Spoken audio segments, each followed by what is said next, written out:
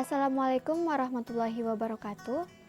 Halo teman-teman, perkenalkan, namaku Syakira Azhara Hadi Putri, mahasiswa baru Teknik Informatika dengan NIM 20010131041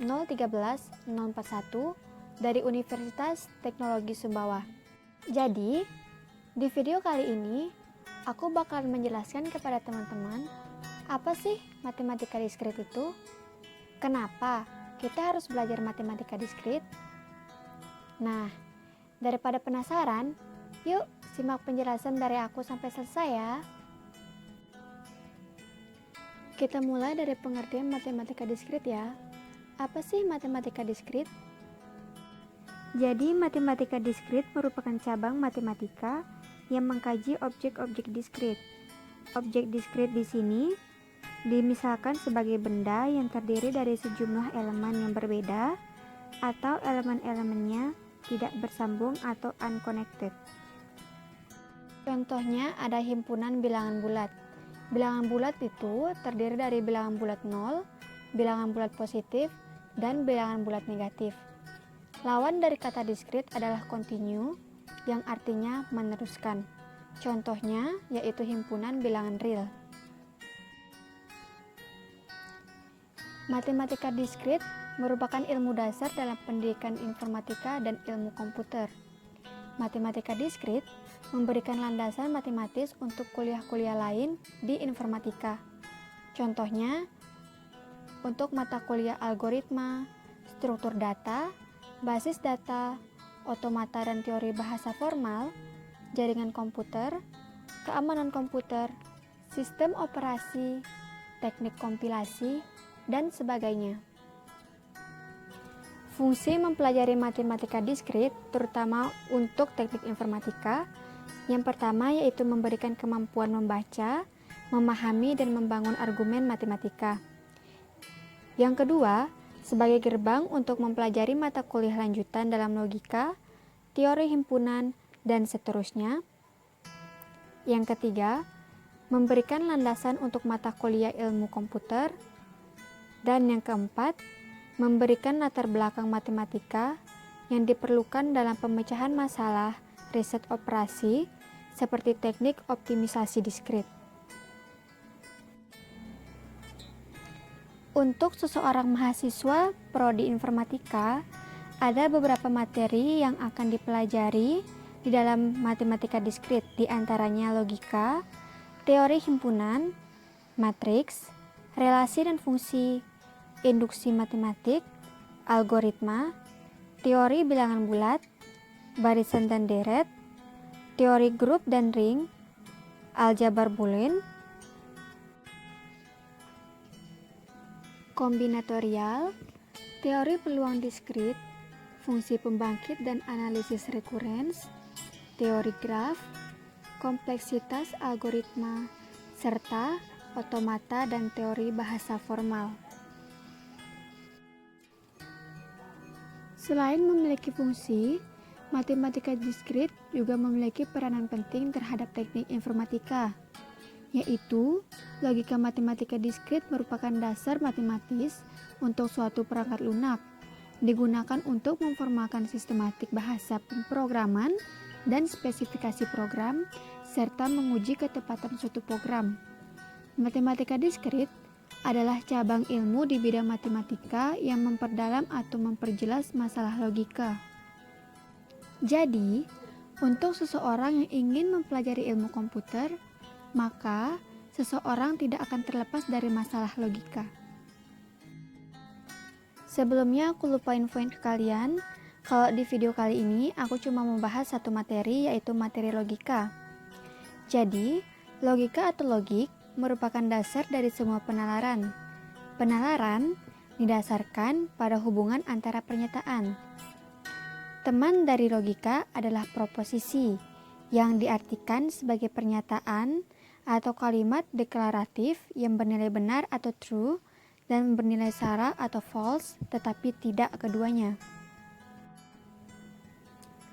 Perlu diketahui mengenai operasi pada proposisi. Kombinasi yang terdiri dari beberapa proposisi dilakukan dengan menggunakan operator logika seperti ingkaran atau yang disebut dengan negasi atau not atau tidak. Yang kedua konjungsi yang berarti and atau dan. Yang ketiga disjungsi or atau yang disebut atau. 4 implikasi dan 5 biimplikasi. Untuk pembahasan pertama yaitu ingkaran bisa disebut negasi atau not. Dinotasikan dengan lambang seperti di gambar ya. Kita baca saja sebagai negasi. Untuk suatu pernyataan P, maka ingkaran dari pernyataan P adalah negasi P. Tabel kebenaran ingkarannya bisa teman-teman lihat pada video. Dari tabel tersebut, teman-teman dapat menyimpulkan bahwa dalam konsep konjungsi akan bernilai benar jika dan hanya jika kedua pernyataan P dan Q benar. Contohnya di sini, Budi sudah makan. Maka untuk nilai negasi P tidak benar bahwa Budi sudah makan. Maksudnya, Budi belum makan. Artinya bahwa negasi P menolak pernyataan P.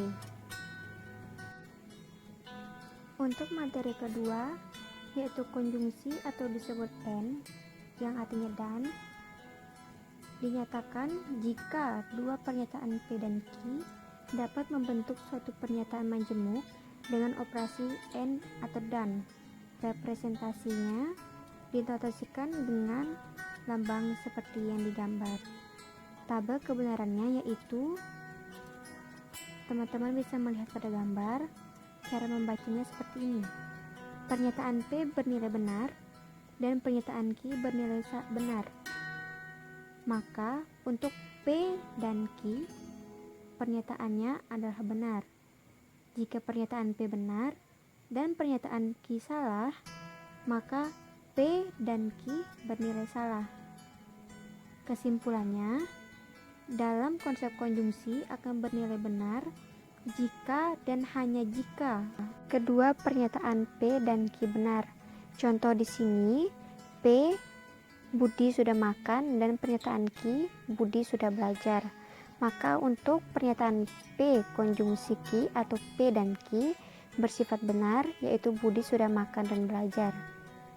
Contoh ini merupakan contoh untuk pembenaran tabel pada kolom pertama.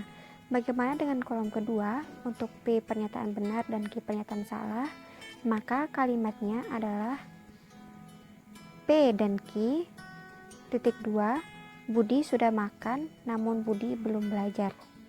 Begitu juga untuk tabel kebenaran pada kolom 3 dan 4, teman-teman bisa mencoba menulis contoh sendiri ya. Materi selanjutnya adalah disjungsi. Dua pernyataan P dan Q dapat membentuk suatu pernyataan majemuk dan dengan operasi OR. Representasi dari pernyataannya dinotasikan dengan seperti yang digambar dengan tabel kebenaran. Jika pernyataan P benar, pernyataan Q benar, maka P atau Q bersifat benar. Jika P benar dan Q salah, P atau Q bersifat benar. Pernyataan P bersifat salah dan Q bersifat benar, maka untuk P atau Q bersifat benar. Namun jika pernyataan P salah dan Q juga salah, maka P atau Q bersifat salah. Disimpulkan bahwa dalam konsep disjungsi hanya akan bernilai salah jika kedua pernyataan P dan Q salah. Diambil contoh, untuk pernyataan P 20 adalah bilangan genap dan pernyataan Q semua bilangan genap adalah bilangan prima. Di sini maka P atau Q 20 adalah bilangan genap atau semua bilangan genap adalah bilangan prima.